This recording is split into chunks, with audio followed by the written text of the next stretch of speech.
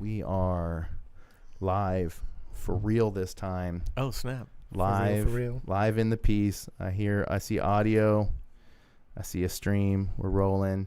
This is actually episode 9 because we're missing an episode. We'll get that episode out. I swear we did it. Sometime soon. I swear we did it. We didn't do it. We will do it though. But today we got Jose from Local Crew. What up, fellas? In the house. Yes, all the way out in the country. Brad Magar. He had to come out to the sticks. I got concerned. I was like, I don't know if I'm not the right color for this out here. What address did Brandon give me to get out here? Kept saying go to the lake. Like, yeah. No. And then you show up at a dock, and it's just an empty dock. And you're like, oh, dang. Why is there a break and rope right over here? We ain't that bad, dude. We don't kill you. We got to get an episode out of you first. I get it. Then we'll go to the boat. Episode in the green screen. Then we'll go to the boat. Get the picture, and then we'll gotta get you out of here. I want to show you something really cool at the lake. Yeah, right. It's part of our collection. Dude, well, man, I was trying to think of where to begin with this, but what I think I want to know is what made you start Local Crew? Like, what was the inspiration behind the start of the idea? So I've been doing skate stuff with skate shops. Like back in the day, it was the Fringe. I'm sure you guys remember the Fringe. Dude. There was another shop called I rode for so many. There was Skia, who did self-destruct. Yeah, I remember Skia self-destruct. And then there was another one called BMC. Right. And I was always the one that was like in part of doing the events and stuff like that. But we grow up at some point, so I got married, got kids, and I was trying to pursue my career. So skateboarding kind of took a back step. Yeah. And then I had a really bad knee injury that took me even further away from I knew skating. about that. Yeah. So I did some rehab, and I got a really good job. I was trying to make it through my probie year at the fire department. And so I was making good money. My wife's a nurse, so she was making good money. And I was like, skateboarding is going to sound corny, but actually saved my life. Like the friends, the family I created through a skateboard has never matched anything else. Like I'm not close to my parents. I'm close to everybody that I met through that skateboard. Yeah. So I was like, I wanted to build something or try to build something where somebody else could experience that, Sure. And I was at a point in my life where I could afford to do that. Like Local Crew, while it's nonprofit, I still fund quite a bit out of my own pocket. Like, yeah, that's skateboarding. Yeah. There's no money in skateboarding. I think we all know that. But so I wanted to do something again. I completed my rookie year at the fire department, so I was like, now I have the time where I can kind of focus back on skateboarding. And everybody has a crew. There's always a skate crew. Like, it fits you and your friends. That's your skate crew. Everybody has a local crew. So that's kind of where the name came from. We've been at it for 5 years now. Man, 5. It doesn't feel like it. Dude, honestly, it seems longer. It seems me. like longer, right? Yeah, it does. Yeah, and like I think it's like the time that you've been involved in skateboarding, you've just done a lot. Yeah. I think that's going to be one of the tough things is like packing everything that you've done in this episode because there's just so much to go over. We'll try. We'll make an attempt. But yeah, I think that you're right that in skateboarding is one of those things that like you build a crew and you're with those people for life. You know. Yeah. I mean, Brad, it's been so long. What? That me and you have known each other. I don't even. Yeah. I mean, it's 90. I think in the 90s, like easily. I mean, because you were a little kid, basically. Yeah. Oh yeah. I mean, I would say I was probably. Teenager. I mean, man, honestly, I was probably like 14 or something. Yeah, that's what I'm saying. But yeah, that's what I'm saying. It's like you end up like being with these people for life, essentially. Yeah, I mean, you see them grow up. You see their stage of life. Their kids. Yeah, them have kids. And then seeing the new generation under you, like. Oh yeah. Like skateboarding is crazy. You could go to the skate park and. Oh, where you going? I'm going to go hang out with my skaters. Well, how old are they? Oh, I got an 8-year-old. Yeah. 14-year-old. There's a 47-year-old. Yeah, I'm saying, like, you're like, what? Like, no, it totally is one of those industries where you're like, I think that the thrift store painting guy. Yeah, I think he has a skit about that, about like you're hanging out with like my friends, and then like they're all like teenagers, and you're like, I promise I'm not being weird. Like they just like to skate like I do. I have the money in the car. Yeah, right. Yeah, I just have a car, and then they want to ride to the skate spot. Yep. It's so simple. People don't get that sometimes. Like it's that stupid. It's useless wooden toy, man. Yeah, totally. And I mean, that's another thing about skateboarding is that it doesn't matter your race, your age, your sex. Like as long as you're riding that piece of wood, we're best friends. Like. There was one time I was at the skate park in Rogers, and some dude showed up, takes his shirt off, has a big old swastika tattoo on his shoulder. I'm like, probably gonna get in a fight today. Yeah, here we go. Whatever. And I did a trick, and he was like, "Man, that was dope." And I was like, he didn't see the color of my skin at that time, Right. He saw a skater. Yeah. So that's another thing that I love about skateboarding. It doesn't matter if it's your day one or you've been at it for 40 years. Like, you're a skater. That's what it takes. Yeah, it definitely crosses boundaries. Like you can see somebody that is completely not like you at all, but you can be very good friends with them somehow. Like you said, that toy. Yep, that toy. Yeah, they wrote it off as the next hula hoop or yo-yo back in the day. Oh, really? Yeah. Back early when it came out, like, oh, it's like the hula hoop. It's just It's gonna fade out. Yeah, they ain't hula hooping in the damn Olympics. Yeah, I don't think so. But yeah, so you were talking about like all of the different skate entities and kind of more specifically, kind of in the northern northwest Arkansas part of our scene. Yeah. And you were involved in all those. You said you were kind of like being more like a you were more in the planning part of all of those. I skated for a couple of the skate companies. I don't know how. I suck at skating, but it was because you were willing to help. Yeah, that's probably a big thing. That's how I actually skated for a lot of things. It's like I was like, I'll help. I'll pick up trash. I'll do whatever. Yeah. All right. Here's a skateboard kit. Yeah, they'll sponsor you. They'll sponsor you. All right. You're not sponsored. You're working for you work for it. You've worked for it in one way or Dang, another. we just busted the egg of skateboarding. The scene. True, though. Hey, you kid, you want to get sponsored? Well, go pick up that trash over there. It's like DIYs, too. It's like you come mix some concrete. No, you don't have to finish the thing, but pour it and throw it up there. And somebody else will finish it up. Yeah, and that's the truth of the matter is like you want to be a part of this family, Because like that's really like, I mean, even with pro brands, you get on a team, you're part of that family of that brand now, Well, I mean, you got to get your hands dirty in it. Yeah. Like, sometimes you got to do the scrub work and be part of it before somebody actually like acknowledges you. But that's how you like build the thing, It's like the trust. Yeah, the trust, yeah. But like, like, I mean, if you're building, cred. Yeah, there's street cred. I'm talking about building the brand. You know what I mean? Like if you're out to build a brand, you need help. And I mean, I think that even people forget that when it comes to skate clips, it's like, man, we just need some clips, like we need some skaters to get us some clips. Yeah.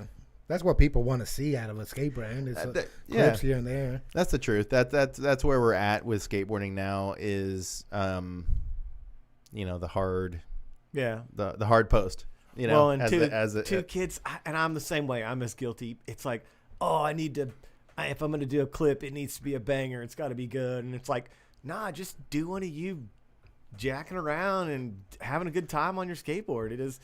Like, if you're just having a good time, and it's fine. I feel like if it's something more, like you said, you're just having a good time, it's more relatable to people. Oh, yeah. Like, someone can look at it and be like, oh, man, he looks like he's having fun.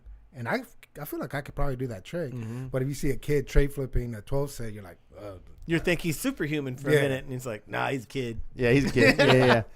But also, too, it's like it becomes that kind of great equalizer, too, because you find that there is skating is hard, and it'll humble you, so when you see somebody like land something like really impressive, like you're, that's how you get those points. Yeah. Oh, yeah. That wow factor. Yeah. And the more you do, the more people looking at you want to do that too. So that pushes everybody to.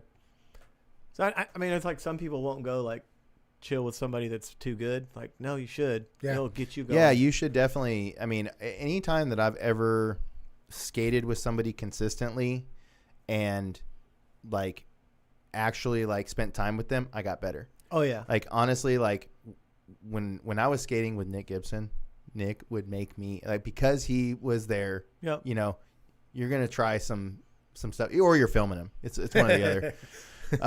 But I mean, he's gonna take you to some spots and challenge you. So you're gonna get exposed like that. You guys remember Jamie Hogue?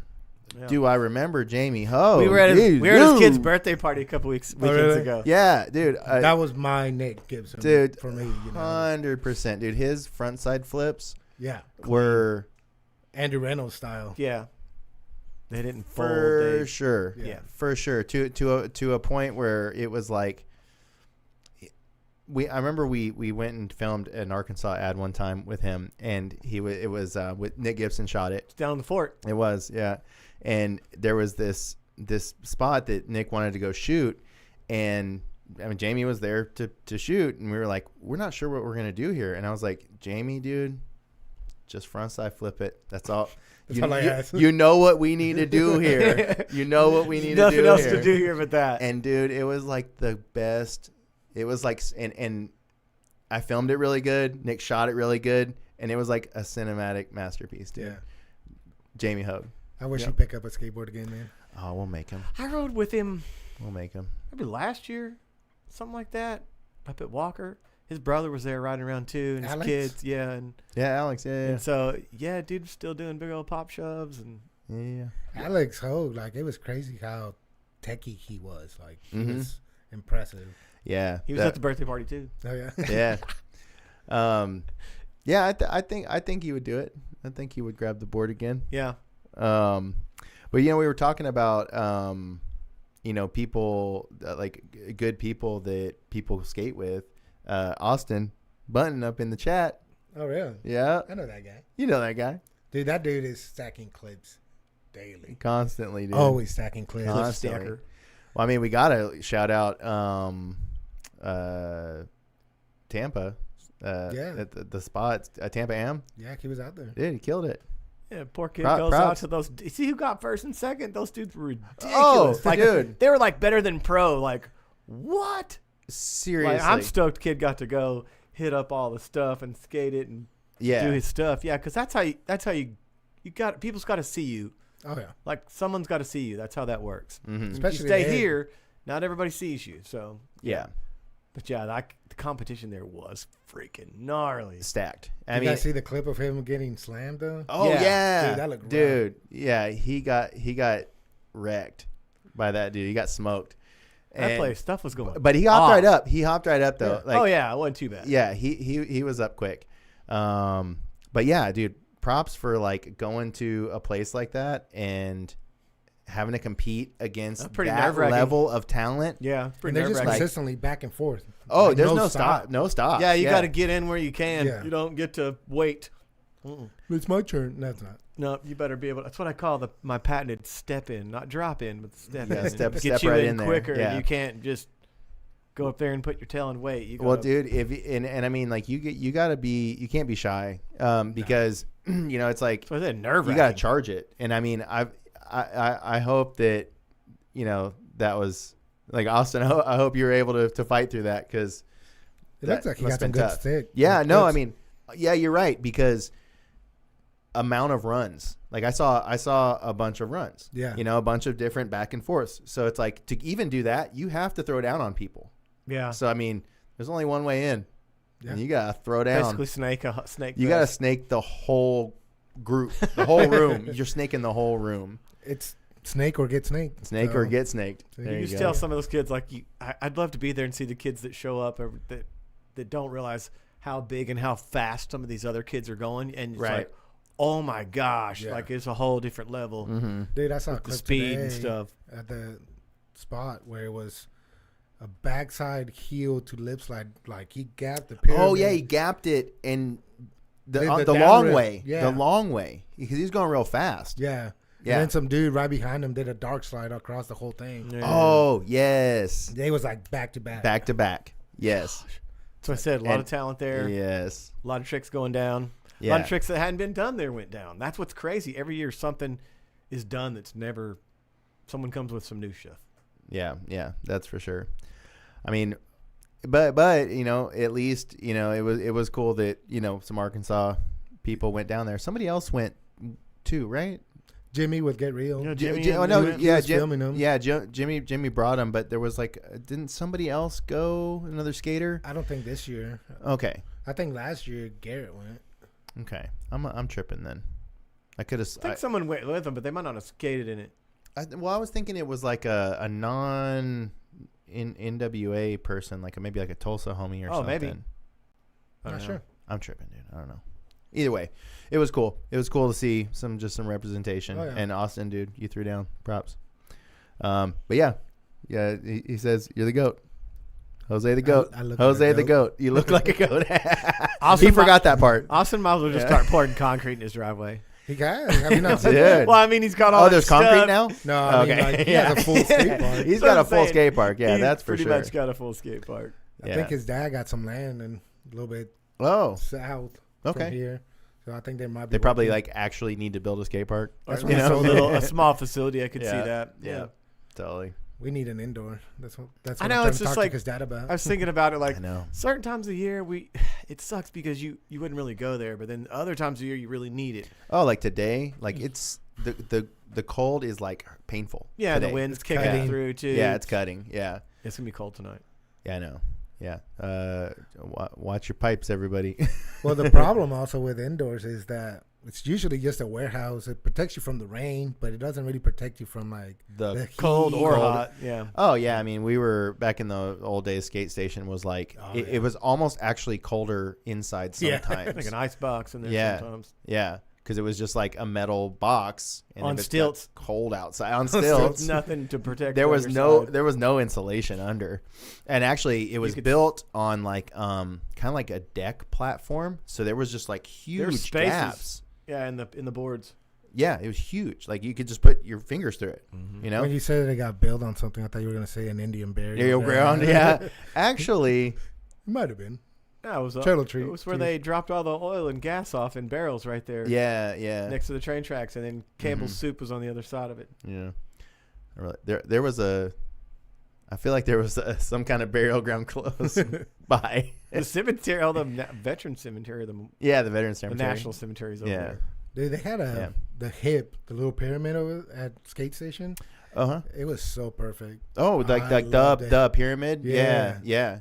It was I it was loved just low enough but just big enough to where it seemed it was some. Well, actually, so there was two sides. There was there was a fly box in the middle, and then eventually we put we did the Partial pyramid. Oh, no, well there's the pyramid on the right side, but then remember we did the fly box. Yeah, on the left side, and that's where it was Yeah. really rough at. Yeah. So you had to get a lot of speed Yeah. to get air, but you're going slow on the concrete. Anyways, the pyramid on the other side was low, Yeah. and you could get some tricks. Yep. It was, and then there was we had a bar over it for a little bit, but I don't know if we took that out or Because that or ledge something. ended up being there, that cool ledge we had. With Yeah, that ledge a was fun, solid too. piece of metal that kicked Yep. down. the solid piece of metal. I think it was sick. Yeah. Yep. Yeah, it's crazy but yeah, you're right. Talking about not having an indoor spot nearby. Wasn't there somebody that had something kind of out past Centerton a while ago? Not that I'm aware. Not that you're aware of? Okay. We tried to do something at where the shop is, Oh, I know. but the ceiling is just The ceiling was so low. short. Yeah. I remember when you posted that picture, that was the first thing that I thought was I wonder if they're going to be able to pull tiles or something. I think or... it wasn't tiles was the problem. It was Oh, Solid. it's just. because it was the basement, The so it was level. just concrete. Oh, yeah. So there wasn't any pulling of tiles you were gonna do. But Yeah. the nice thing would have been that it was temperature controlled. So Oh, even in the yeah. summer when it's 100 and something degrees, So either or. you could Yeah. have been comfortable. That's the Yeah. hard thing to do is find something with climate control. Yeah. Yeah. And the rent was gonna be dirt cheap. I think it was 3,500 square feet Oh, okay. for $250 a month. Dang. Yo. It was just that ceiling that killed it, Yeah. Well, I mean, that's the killer for most brick and mortars, which I guess that we're going to go too far into the future, but this is a natural segue into talking about the shop that you have in Rogers. Yeah. But brick and mortar shops are just like, it's tough to have these days. I mean, like literally every day, almost every day, we're seeing a skate shop close. Oh, I believe it. Yeah. It's weird. But I actually think it has more to do with the cost of operating a brick and mortar. But you kind of have like a hack to that. Yeah, a really good one, surprisingly. Yeah, I mean, honestly, I will point some skate shops at this episode, but you need to tell them about like what, your method, because it's really like I said, with brick and mortars, the cost of operating it is the killer, and usually it's the mortgage, the rent. Yeah, that's what kills everybody. Yeah, including the utilities and all utilities. That. Yeah, like our shop's pretty small though, so we pay. It's 140 square feet. We pay $140 a month. Oh, dang! And that includes the utilities, like the lights. That includes the internet. Yes, and this is what a skate entity needs. Yeah, is something like that kind of. I mean, I can't say it anything more than a discount. It's like you need that kind of grace given. Otherwise, I mean, it's hard to operate a shop. Especially now that you can get pretty much everything online nowadays. By a couple of clicks, and it'll be here by tomorrow. Totally. So, definitely having that has helped us out a lot. A lot of people think that I take money out of it. Like, I still don't get a single penny out of that shop. Well, it's one of my boards, like the Bandit skateboard shows. But if it's anything else, it just goes right back into the shop for us to continue to do events. Well, I mean, you just said it earlier that, even though it's a nonprofit, you're still pouring your own money into it. I mean, believe me, if you were making money, you wouldn't have to put your own money into it. Yeah. You know what I mean? If you're actually taking so much, you wouldn't have to invest money into it because it would have money to operate. Oh, yeah. Like, every time we go out of state to go do an event, I'm still paying for the gas. Oh, yeah. Still paying for the hotel stays and all that. Well, I think that owning a skateboard entity has a real glossy look to it. Oh, yeah. It seems really nice on mirrors. paper. Yeah, it's it looks nice. It looks pretty. The only thing you get out of it is the camaraderie and the friendship. That's people don't understand. Like, that's what it is. It's not the money. It's the homies, man. Yeah. Well, and that's the thing too, is that like I think that one of the things that a lot of us find is that the brick and mortar isn't necessary, but there's a level of that. We've all seen, even this area, places like times when there was just no shop. I think we're kind of used to it, so it's like, if it's there, it's there. If it's not, but it's not a great time. No, it's not. It's not a great time in the skate timing, like the timeline of Northwest Arkansas. You can look at it. It's like the depression points were when there were no shop. But man, whenever I grew up skating, like going to the skate shop was just kind of like part of it. Like they got stuff you can't look at online. Most of the well, time. not only that, but whenever the Fringe was around, dude, like they had a couch and a TV. We all just hangout zone, watch skate videos. Like it got hot from being at the skate park that was right next door.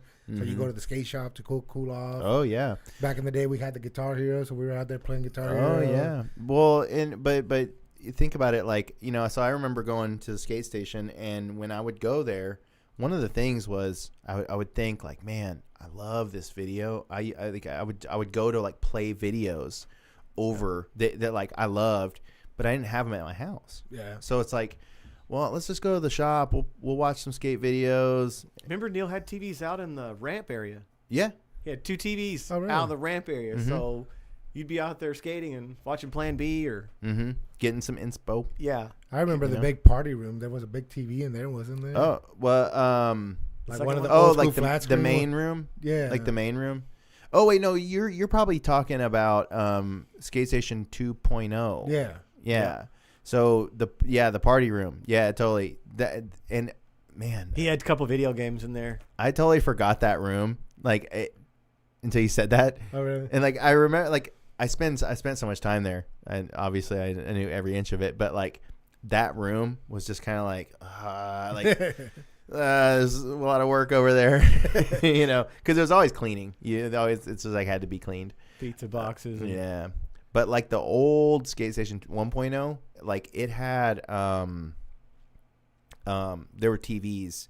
Like, but there was like tube TVs, Tube like TVs little in a tiny box. tube TVs. So if your board shut up there, it wouldn't like break it. Yeah, but like, you know, even the one that was in the main shop was probably like 16-inch, 19-inch, something. It wasn't big. It wasn't big.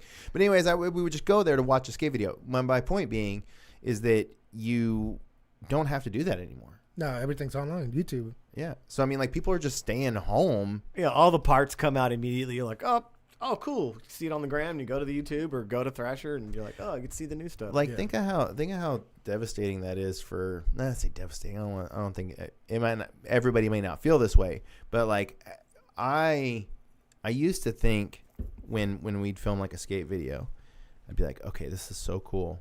People are gonna see me on the big screen. You know, it's like the big screen.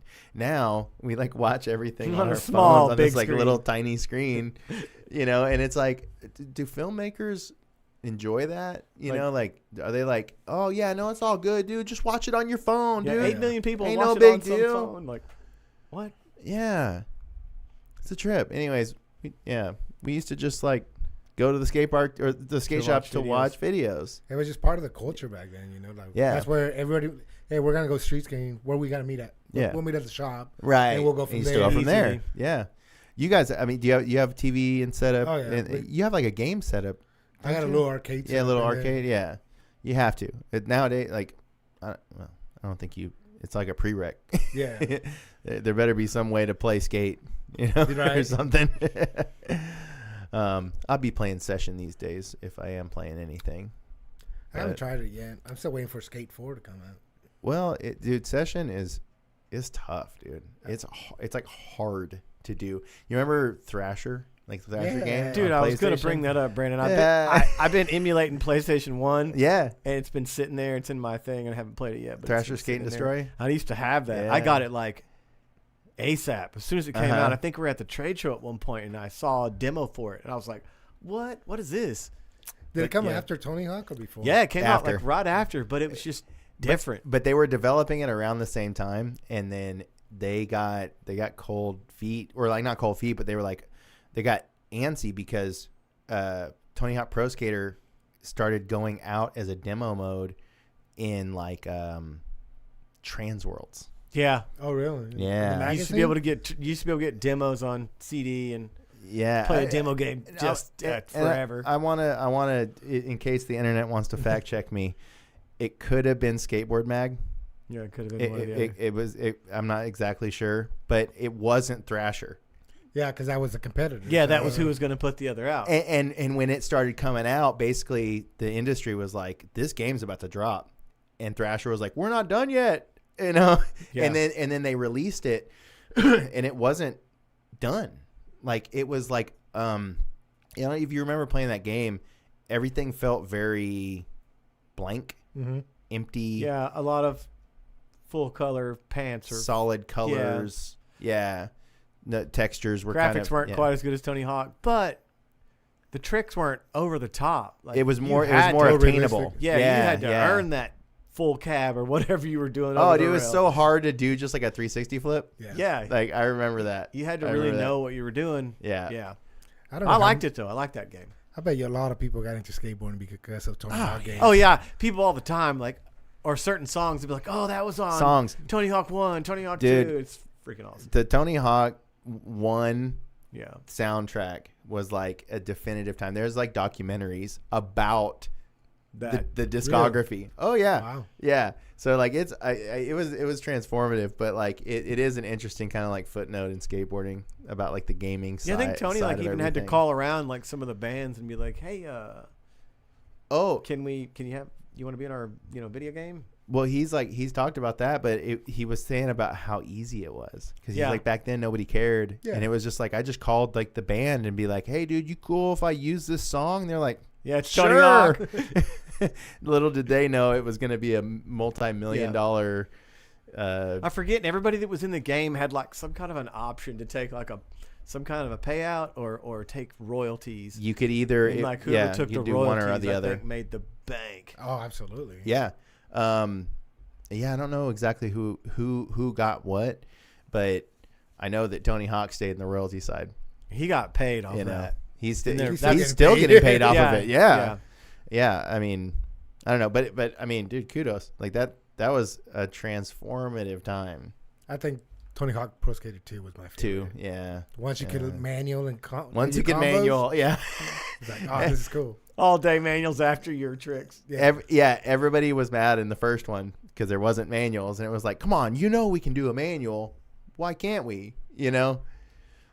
Oh man, that's great. Anyways, going to the session, what I was talking about was like how hard it is. Thrasher was hard because like hard to execute tricks. Session's the same way, where it's like it's difficult. Like I'll like try to skate a ledge, and I'm trying like a certain trick on that ledge, and I get frustrated because I'm like trying to like just do like a kickflip back nose blunt, and it's just not catching the ledge right, and I'm just like, and I'm like, I get mad at skating. Yeah. Isn't each joystick supposed to be like each leg? Left foot, right foot. Yeah. I hate when I get suckered into an Instagram post and I'm like, oh, what? This is skate. What the? Yeah. Dude, it's not real. I'll give you a big one. Did you guys know that there are pro skaters? Yeah. That are digital pro skaters? I did not know completely digital pro skaters. They have full skate parts. Jeez. And they ride for digital board brands that are in the games. Yeah. That's wild. Just comment always like, don't hurt yourself. Don't hurt yourself. Don't hurt your thumbs. Make sure you wear a helmet. Make sure you wear a helmet. That would be kind of a funny one, wearing a helmet while you're playing the game. Just put it on. Or have your character in game wear a helmet. Right. Andy Anderson style. Totally. If he's in a game, he's going to have a helmet on. That's true. Well, I mean, it's kind of similar to like the fingerboarder. Like, well, that's what I was going to say. Yeah, you're right. It's very parallel. Yeah. Do you guys get a lot of requests for fingerboards in Yes and no. Like I have a homie, his name's Josh. He runs Gibby Decks. Oh, Gibby, yeah. Like Gibby's kind of like big, right? Yeah, he has like almost 10,000 followers. That's crazy. Off of fingerboards, crazy. Yeah. It's just crazy seeing what they're able to do with their. Oh yeah, like, I don't get it. And the ramps, man, are like crazy looking. Dude, the ramps are nuts. Black River ramps or whatever the hell. I think it is Black River, right? Yeah. River. Those things are crazy looking. But like even it's hard. I can't do it. I've tried. Like you think like, yeah, that's not hard, and like I can't even like do like a intentional flip. I can kick flip. That's about it. You can actually like make it. Yeah. If you said kick flip, it might not be first try. Flip. Like in real life. Bro, I'm half tempted to go grab a fingerboard. I can ollie. I got one in my car. Dude, for real. I kind of want to like see I used this. to be better, but I'd like ollie, but I used to hold a notebook at school and I'd like. Oh yeah. So too. Yeah, with transition tricks, I feel like those are pretty simple because like you can kind of have like gravity kind of like play like with for you real. a little bit, like for real. But like intentional flips, like I can like fake a 360 flip. Yeah, I can fake one. It's like 360 flips are easy and car flips are pretty easy on those. But okay, like I guess the hardest flip trick on a fingerboard is a heel flip. Oh, because again, well then it's just like it's intentional. It's intentional flips. Is crazy. Yeah, not like where you just go wah and just throw it out just at random. Yeah, like nope, that don't count. But man, the way they make them nowadays, like, it's real deal. It's 5-ply wood. Yep. They got bearings. Some people actually take the old skate wheels, drill them out, and make fingerboard wheels. Yes, dude. So they grip better on it. Wow. Well, and there's like that, probably like that. They use real urethane. Yeah. Yeah. But they're tiny, dude. Like they're tiny. And you're paying the same price. Yeah, because they've been milled down into like a tiny. Well, because it's still kind of like it's still labor. Yeah. There's still the labor behind it. So do you sell some? Yeah, we got some of the Gibby decks and we have some teak tuning. Teak, yes, I've heard of Teak. Yeah, I guess and they're another one from Arkansas. Really? The founder. Dude, I didn't know that. I went to his Spooky Dookie thing and me and Sophie were there and we got a couple little packages of like high end bushings for it. Oh, wild. I break bushings on fingerboards because I put too much pressure on them. You're like a big dude in blow 'em out. fingerboards. Yeah. Absolutely. That's awesome. Yeah, so like, yeah, I need to put those bushings in Yeah, there. her name is Geraldine, and she goes by I Eat Fingerboards. Okay. I feel like I've seen that before. Yeah. And yeah, she's left-handed too, so like makes it even that much harder for her the way she casted. Like most of the parks are set up for Right-handed people. I never thought about that. It makes a big difference. That's crazy. The one thing I will say that I'm like super impressed by in fingerboards is the park building, is the concrete parks that people build, and they're like, they do like, is that what that what was the event that Gibby in Shred, Arkansas? Shred, Arkansas? Yeah. Where was that? It was over there by the skate shop. Oh, okay. It was in that same building. And the cool thing about that is that they raised, I do believe, like $500, and they donated to local crew. Really? We turned around and bought a bunch of skateboards, and we put Teak logos, Seasons Fingerboarding. Oh, cool. And Gibby, and like we just been going to the skate parks whenever someone's board looks like crap. Like, here you go, man. Nice. So it's the second year they've done that for us, so that's really cool. And like it just keeps getting bigger and bigger. Wow. They actually donated a fingerboard park to the skate shop. Whenever no one's there, that's where you see me fingerboarding at. That's where I got my kick flips on the 4 set. Wait. Say that again. Got his kick flips on the 4 set. Yeah, it has like a ledge Dial. to the 4 set. Oh, right. I got my kick flips down on Dang. I remember seeing something someone had built. This was back originally, and it was a big like round table, and you could spin it. And he built all this stuff. Oh yeah. And he was just letting it go underneath him while he did his thing. Yeah, I feel like I've seen like there's like a conveyor belt thing. Yeah, I can see that too. I don't know exactly what it is, but those look small though. It looks like it kind of doesn't look like it would be entertaining. No, I get bored right away. Yeah. But then like when that's how you get injured. You're like, tweaked my knee, knuckle. Tweaked my knuckle. Yeah. Got to call into work now. Yeah. I think where I draw the line is the I've seen like shoes for fingers. Like that's a little ridiculous. I think the handboarding's a little weird. Man, I tried it. It's way harder. I thought it was gonna be easy because I'm like, I know what to kind of kickflip with my hand. Yeah. No, it reminds me of like when we were kids and you just be sitting on some stoop or something and with your own skateboard. Yeah, you'd be doing that with your feet or your hands and too. But it's just like, there's like some dudes that are like come out of the woodworks. I've seen. There's some. I don't even know what his name is, but there's like some dude that's like real huge in it, and I'm sure we've all seen it. Yeah. But it goes back to like you don't just want to get the feeling of cruising around and hit a corner. No one's telling you to, backside air and all this stuff. But man, they got like rollerblades. They have I've seen that scooters. too. They got bikes. Scooters. I have seen those. That's a little finger ridiculous. Finger beamer. And I mean, they had those back when we were young. Yeah, I really like that. Yeah. Well, then there was like before Tech Deck, there was like these clear keychains. I had a bunch of those. Yeah. I had Hossois, Lester Kasai's. I had old school ones of those. And you would you'd grip a board, and then you would take the corners, and you'd use that for the grip. And take the keychain off. Yeah. And if the plastic was so brittle, you do it with pliers, and if you did it wrong, you'd break the plastic. Yep. You shatter. And it would be like kind of all busted up on the nose. Yeah. It was pretty dumb. But actually, the Tech Deck ones, for me anyways, feels so much harder to use than like these pro level ones. Yeah. Big, huge difference. Okay. But correct me if I'm wrong, but like doesn't Tech Deck have like a pro line as well? Yeah, and they're overpriced. Believe it or not, they're like and they're $80. Not, they're not 5-ply, are they? They actually are. But I thought they were still plastic. No, they're the wood. And they're everything. wood. They're pro. They're the packaging is the cool. Pro stuff. Yeah. It comes in like a little skate ledge. Yeah. Oh, right. So you get a little extra. Yeah. Gotcha. But it was like $80 for it. Whoa. Like that's more than I paid for my skateboard. Shoot. Yeah. Right. Damn, I get a new board. Damn. Yeah, man. You can get a fat deck and grip. Yeah. Maybe even some wheels for $80. That's wild, dude. I mean, but kudos to that industry for like figuring out like something, like figuring out the industry, so to say.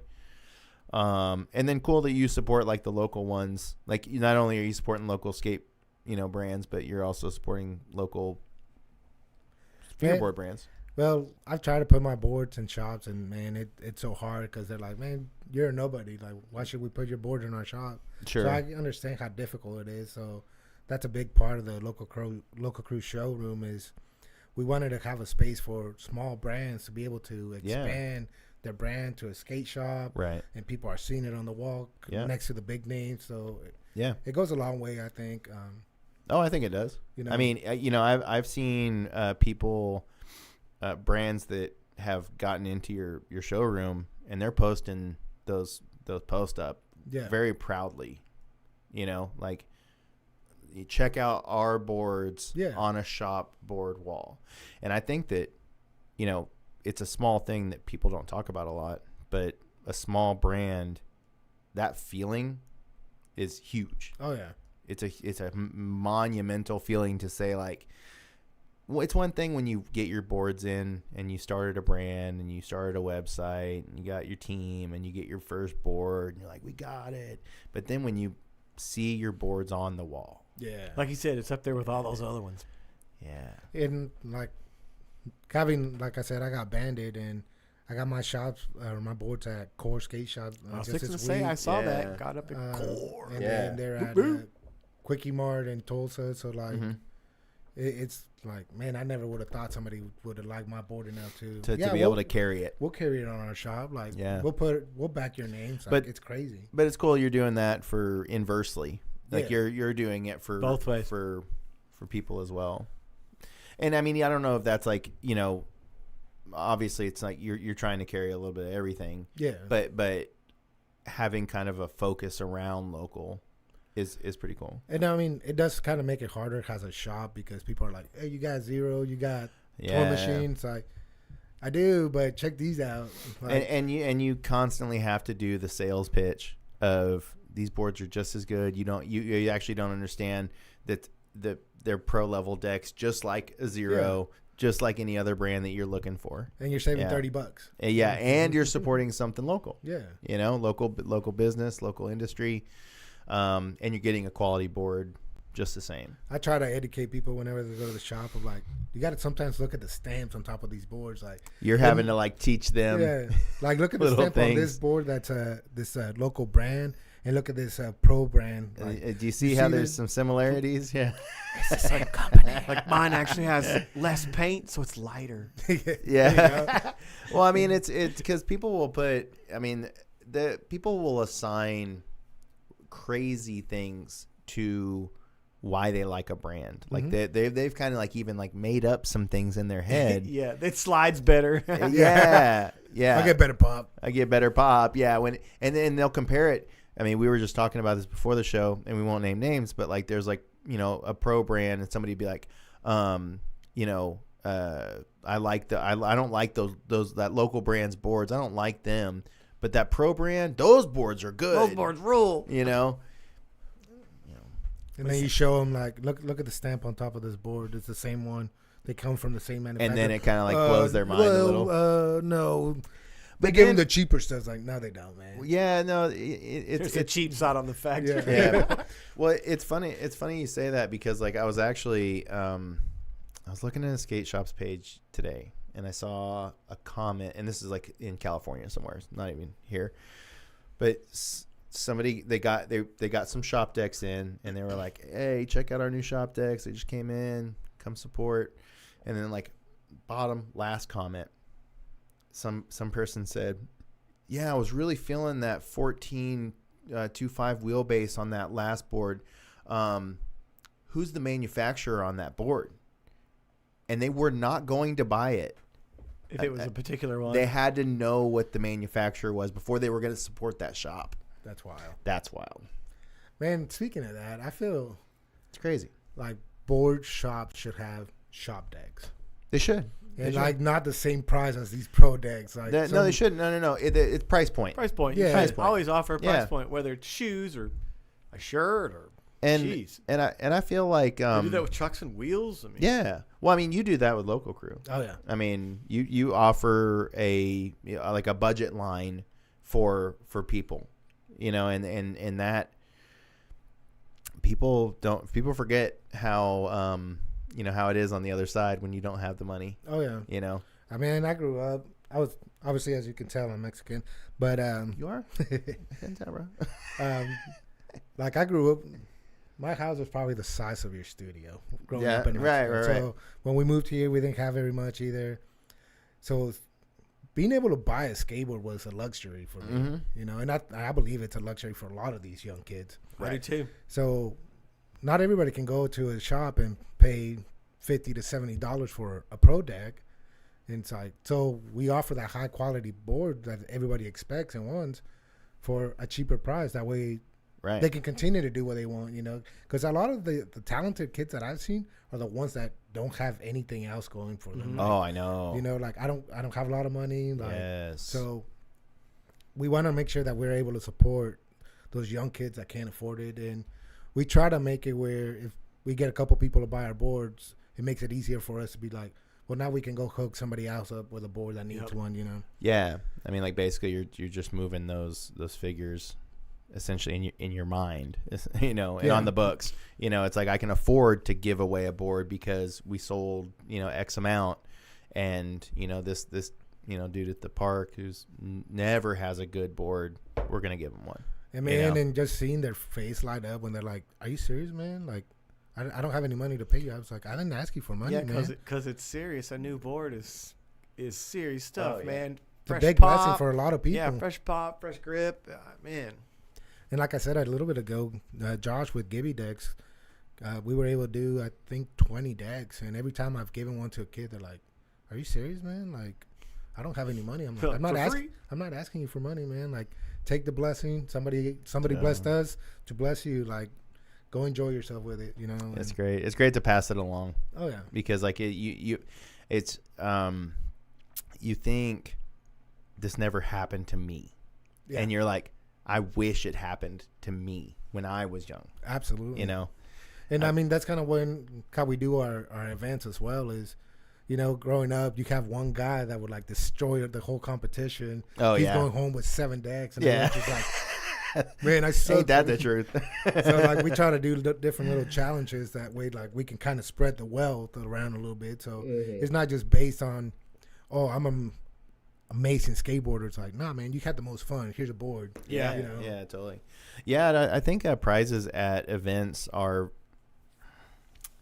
you know, it's easy to say like the best one should get the biggest prize, but really like some people are putting everything on the line to skate in that event. They're really hoping they walk away with something. Yeah, you know. While some other guy, and I'm not trying to trash talk him, but somebody that's just been doing it forever, just casually does a consistent line that they've always done at that skate park. Yeah. So it's like, that was just my warm up, you know? Yeah. They can do a warm up line and win. Yeah. You know, and one of the worst parts about that too, and again, this is not pointing at anybody because I've seen this in tons of different areas, but they'll be like the person that always wins and they're leaving with like a free board. And they just got a few free boards from because they're so good. Because they're so good, they got so many free boards, and it's like, yeah, dude, you are earned that. Like you earned that. You are deserving of that. But like, I would bet the person who came in last has a horrible board. Oh yeah. And like, would they have come in dead last if they just had a decent board to ride? They didn't have a 2-inch tail. Yeah. Dude, I remember trying to. I distinctly remember the feeling of trying to pop with a shit tail. You know, you're just completely instead thrashed. Of popping here, it's here where you got to pop. So you're ollie has to. It changes. The geometry changes but constantly. The pop too, like the actual snap, isn't there. And so like I would struggle to get up to a ledge that like I knew I could get up to. Yeah. But like my board sucked. I remember that feeling. It sucks. Yeah. Oh yeah. Like it's bringing back some bad. They're bringing back some memories. I know. I'm thinking about it. But yeah, it's cool that you're even in a position to be able to give. Yeah. You know. And like there's some kids that I've seen have crazy talent. His Instagram name is Koopa Anthony at Rogers Skate Park. Again, that's my home turf. Oh yeah. And man, like this kid hasn't been skating very long, and he has some crazy talent. Man. Yeah, and it's like, that's the kind of kid that I'm like, man, I'll hook you up whenever I can. Like, you keep doing you keep pursuing your dreams, man, and I'll try to help you if I can. That's great. You know, that's great. Now, and so the local crew is, you know, you were talking about like people's perception of local crew. Local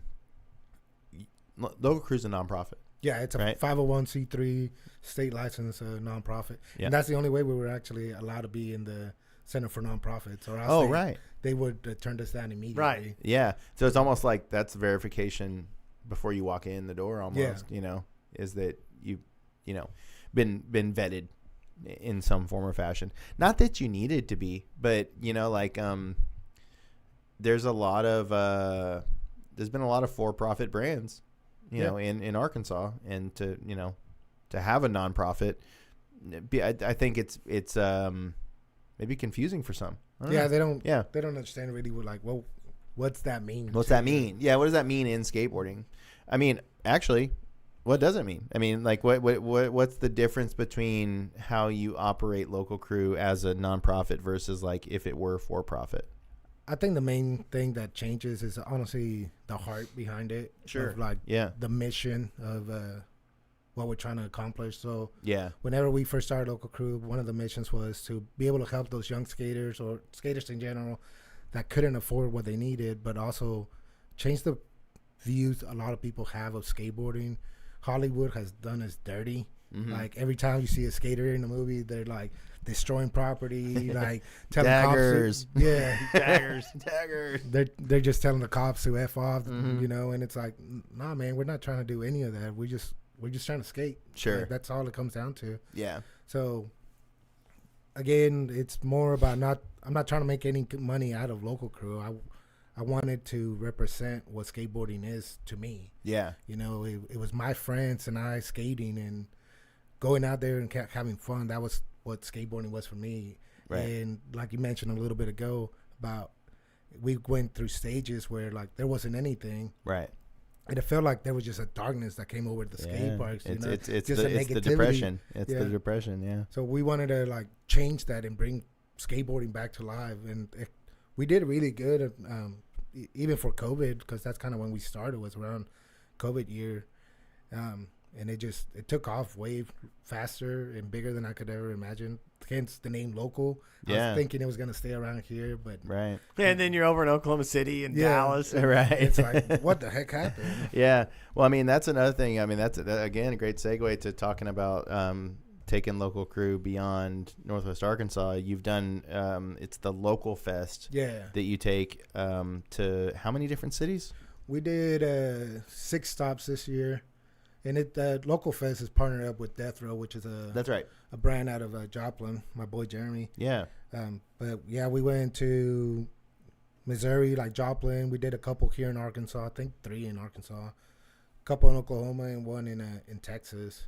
And just knowing that our brand made it that far, and people are like, "Hey, when you gonna come back, or when you gonna come to our park?" It's like, you want us to come? Yeah, like, you want us to come? Yeah. You know? Well, you kind of think. You kind of think every time you go to a park, you're like, somebody's doing something here. Right. Yeah. You would think, and not always. Yeah. Well, when you live, I'm not hating on Dallas, but you live in that complete area, they got tons of parks now, and it's like, they're a dime a dozen to them, most likely. Yeah. You know, it's a lot like California. Oh, this place is fire. Just on, you know, you couldn't hit them all in one day if you'd want to, but you can't. But yeah, you would think every month or so someone's doing something in those parks. It's like probably some old dudes getting together on Sunday morning and then like Friday nights, but nothing organized. Right. It's just a bunch of people showed up. I got a case of water kind of thing. Yeah. But we also wanted to make sure like our events that everybody was welcome to them. You know, we're not charging you to enter these contests. We're bringing in free food, free drinks. Like, dude, somehow I got hooked up with Monster energy drinks. They sponsor the tour. Great. And I was like, how did that happen? You know? And it was actually, that's great. They showed up to the fire department one day and they're like, "Hey, we came to drop off some energy drinks for you." And I was like, "Hey, while you're here, let me talk to you real quick." So they helped out. Oh, that's great.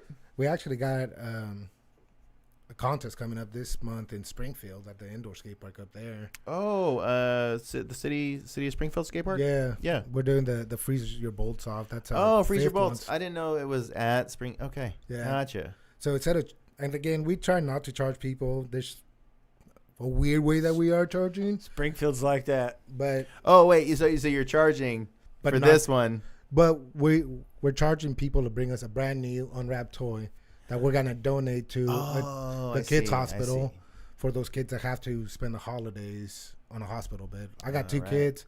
It would kill me to know that my kids are in the hospital on the holidays. So we're trying to change it up a little bit, but while also getting the skaters to be like, hey man, this is kind of cool. Like I get to compete for something, but I'm also kind of giving back. Yeah.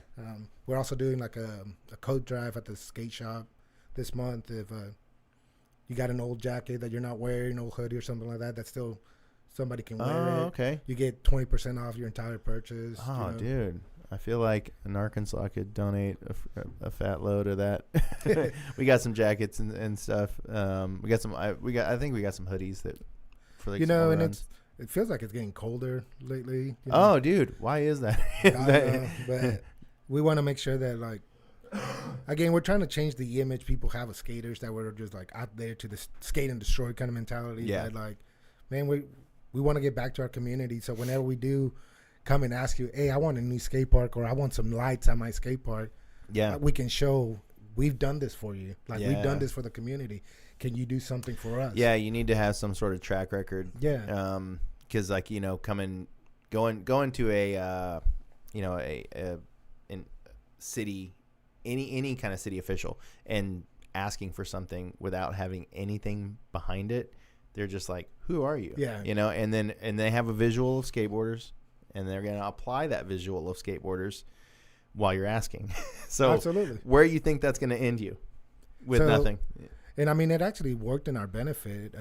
We were able to get lights at the Rogers skate park. We did have to do like a petition and all that, but that was the easy part. Dude, in less than a month, they actually had the lights put up. They're not the best lights. Sure. Yeah. But they actually were able to get Carroll Electric, I do believe, donated the lights to that skate park. Yeah. That's how it should go down, too. But any lights is good lights. But you say that, like, that's how it should go down. The electric company had to donate for the city to do anything. That's true. Yeah. Whenever they had, they're sitting on a lot of funds. They have funds, yeah. Oh, they got funds. And something I like to tell those kind of like the city officials is, you might not think that there's money in skateboarding for your community, but believe me, skateboarders travel to go to different skate parks, go different cities. So where are we going to stop and get gas? Where are we going to stop and get food? We're going to stop at. We might even sleep in a hotel. Yeah. That's what I'm saying. Like, it's quality of life. You put the pickleball court in. Okay, that's cool. The skate park does the same thing. It's quality of life. And it actually gets used more. And the longevity use out of it, you're going to ride your skateboard for 30 or 40 years. It's just part of the equation now. Well, I mean, you got roller skaters, you got BMXers, you got skateboarders, you got scooters. Like, everybody, there's a lot of people that can use these facilities compared to somebody that's a pickle player, I think that's what Bentonville's seen. That's what they figured out whenever they realized, hey, we might do a park. And then there's, well, it's not just skateboarders that'll use this spot. Yeah. It's going to be all these people. And now I think that's, what are they calling it, the wheel sports Wheel park? sports? Yeah. That's great. I love it. Like no squares. No squares here, dude. I forgot they were they can't call it a skate park. And actually, I bet that it came from a non-skateboarder. That's okay. But people have this thought that skate parks are only used for skateboarding. And somebody who's just trying to be more inclusive for the multi-use of a skate park would say, why is it just a skate park? And I thought, well, bikes can't go there. We built them first. Yeah. That's kind of the rule. Yeah, I mean, you're not welcome. Yeah, to me, it's like, well, Cab invented the Caballero, and they say it on bikes and snowboards. But right. I just feel like you can't call it. We all know it's a skate park. Everybody is going to call it the Bentonville Skate Park. They're not going to call it the Bentonville Wheel Sports Park. They're not. Hey man, you want to meet up at the All Wheels Park? Even right. bikers are going to say that. Want to meet at the skate park. Exactly. Sorry. That's actually the best comment right there. The It's bikes not like, are going to it's not say like that. when you say that, though, you're like, it's an all skater park. No, it just means that's just. That's the name of them. Yeah. Right. It's just what it's called. I mean, I don't know. I'm struggling to find a comparison, but like I feel like, okay, a bike trail, right? This is something I actually been wanting to do. Mountain boards, like the big wheel, long. They're not like longboard. They're like snowboards, basically. Yeah, I'm sure going down a trail on one of those. There's some dudes that do that, and they like go down mountain bike trails. It's sick. Okay, I saw something else before I came here tonight. This dude had kind of, I don't know what he'd done to the snowboards, but he went to those asphalt pump tracks. Oh, have a ton of them. It was Velo Solutions. It was at a Velo Solutions pump track. Yeah, and it was iced over. And homie was just like pumping through and going through the bowl and doing lip tricks and like manuals across with the turns. I was like, man, we got a bunch of those up here. And dude, that looked fun. There was hips. But what has to happen is, and it actually has to freeze over. It has perfectly. to ice. Yeah, it has to ice. It's like, and we get that here. Yeah, we get that whole like. That's what rain I'm saying. We get with, that type of weather. Yeah, totally. Like we get that weather. So I feel like it would. I'm sure it could destroyed happen. the crap out of that snowboard, but yeah, it looked like he got his hour of fun out of it. So right. So speaking about the Bendable Park, do you guys think when they build this new one, they'll destroy the old one? Because that's a fear I have. Good question, dude. I feel like they're gonna be. Well, we built a new I one. We got you a maybe, new maybe one. Not maybe not immediately, but I'm like you. If something expands or they have this grandiose 3-story tall, playground they want to put in, boom, that's the spot. Well, I mean, if you look at the way Benville's it's by the rebuilt, pool. Well, it's by the new Walmart campus. Mm-hmm. Yeah, that too. So I wonder if they're gonna be like, well, we want to take this now. We bought you a brand new skate park. Mm-hmm. That's way better than what you had. We need more pickleball courts. Well, the tennis courts are already right there across the street. That's true. And they expanded those at one point. You used to be able to go across the street and play in that field. Yeah. Yeah. But I bet you there's somebody's eyeing that property. Someone with the city. You guys know the official name of the Bentonville skate park? No. It's the Tech Deck skate park. Oh, yeah, I did know that. Oh, that's right. Yeah. Yeah, they designed that. Bro, years ago. I won the Dew Tour there. Oh, did you? Yeah, they came through with Fuel TV. Yeah, and they did. Our scene was dead. I showed up, jumped some ramps, and did some melons. Yeah, they gave me $200 and a giant check. Really? You said and then interviewed me and Jack and somebody else. Yeah, for TV. That's crazy. Who we know somebody who was involved in the building. Tim House. Yeah, that's right. It was Tim House. Totally. He was involved with engineering and having that. That's what I was gonna say because he worked for the city for a while. And that was before they had the bowl in the 6 set, right? Like whenever the park first got built, they didn't have the bowl. Yeah, they had it all. Oh, it was all one piece, I thought. Yeah, I think so. And that was one of the things of contention with him. He acted like it was turned or something, and the hole was on the wrong side. And something was weird.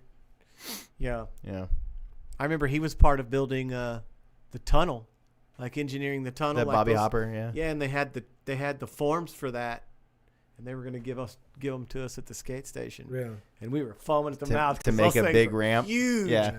If you drive through the Bobby Hopper tunnel and you're a skater, you look at it. If this thing was flipped upside I could just down, turn this. But yeah, it did ever happen, and so we were just like, no. We thought we were going to get a couple chunks of those because Tim was involved. They were trying to get rid of them. Yeah. Man, speaking of parks, you guys remember? Well, Rogers was actually supposed to be completely different than what it is. It was supposed to be. It was? Yeah, it was supposed to be pretty much a big bowl similar to Fayetteville. And the rumor is, I don't know how accurate it is, was that the city official at the time ended up taking the money and spending it on other parks. Oh, dang. So they ended up giving us a prefab skate park. Just as like a consolation prize. Yeah. And the crazy thing is that we're the ones that raised the money for it. The Fringe had a big old jar. Yeah. I've seen that happen in other towns before where you raise money and then they take it and you're like, wait, we raised that. We'll take it back then. They're like, no. We'll go make a DIY in a ditch or something. Well, we were talking about the Fayetteville Park and the lights. The lights were a part of the original bid. Yep. And they just didn't run the power out there, but they still had like little things where you would it was the posts, like the pads, pads. Sorry, pads. Yeah, where they would have lights. So like the splash park at Rogers, they used the money we raised to build that. What? Yep. They're like, oh, that way you guys can go cool off. It's like, so we can skate it. It's like, it's like Springdale. Like, yeah, we'll probably give you a park. Actually, we're going to leave that old one pretty bad, and we're going to build some art structure you can skate instead. Oh, I love how Springdale says that they have a skate park when it was actually given to them. Yeah. And they didn't spend any money on it other than maybe pouring the concrete pad and putting up a fence it over that nobody likes. Yeah, hauling it from the neighborhood. Why is there a fence around the park? Why is it locked all of the time? What? It's locked? Oh, I've never been there and it's locked. I'll show you a picture. No, I remember that was at the. It's like wide apartments. open. What are you gonna do? Shoot up in there? Like what the? That's ridiculous, dude. That's I don't. Do you remember what apartments was that donated them? Yeah. So, I know that you go over and you go down Powell, and there's these apartments on the left as you're headed south on Powell. I think. But they were in those apartments in the back of those. And they hated having us going. Yeah, he would come out all the time and be like, "You can't be here," and I'm like, bro, what do you got? Like one person that skates in this complex? Like you put something like this here. It's like I wasn't trying to be rude to him. It's like that's what's gonna happen. And remember, we talked about this on one episode that Johnny got an apartment there or something. Yeah, totally did. Johnny was there for a while. Yeah, he wasn't long. And it was like that's right, he did. Well, we actually our friend lives here. We're here with our friend. Yeah, you know. So Johnny the redheaded dude? Yeah. God, man, haven't seen him in a long time. Yeah. Oh, we Johnny is he's Gnarkansas legend. Yeah. He was so techie, dude. Like kickflip, nose manning, like blunt kickflip out. Yeah. Well, he had the problem was he had so many. Yeah, there were so many different combos that he had. I mean, a lot of times when we were filming, we were trying to figure out like what hasn't he done, you know? Yeah. And we're like, okay, no, because like you've had too many of these. We need to kind of slide back and do some other tricks. And like it was like he just had so many, and could do them on a lot of spots. So I never really got to hang out with him. I'd seen him at the park a few times and kind of razzed him, and then he went with me and Scott to like we had this tour down to Texas, and then like Kansas City, Texas, something like that. I can't remember, but Johnny threw down. Like he was our kid. Like every spot we went with the locals, Johnny was like throwing, landing everything, like massive stuff, scary stuff. Yeah, homies for life after that. Yep.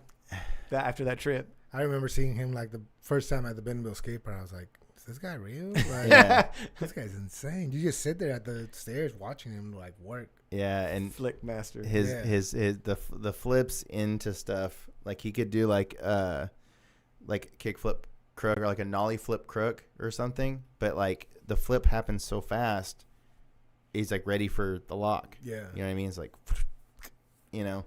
But back then, we also used to use 775 dags, you know. That's what I'm saying. He still skated them. Yeah. Seriously.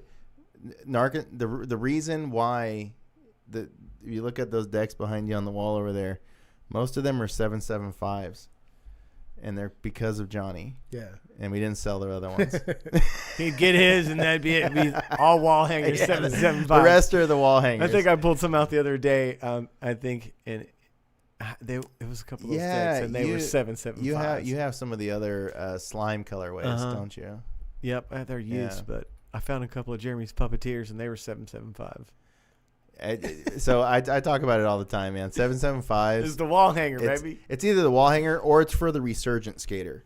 Yeah. So it's like if you skated 775 when you were young, and you're like coming back to skateboarding, I don't know. You get a 775. Yeah. They don't know the difference. I'm sure you get them in the shop all the time. Yeah. Like, you got any 775? I was like, man, I got one. You got one? Yeah. I know, maybe. right? I'm trying to remember whenever I realized widths and stuff, but I don't. But I know you skated big boards. But for I know a while. back in the day, I did skate 775s. I mean, once I got to Fayetteville, it was like Tech Dog world up here. But you know, one thing I remember about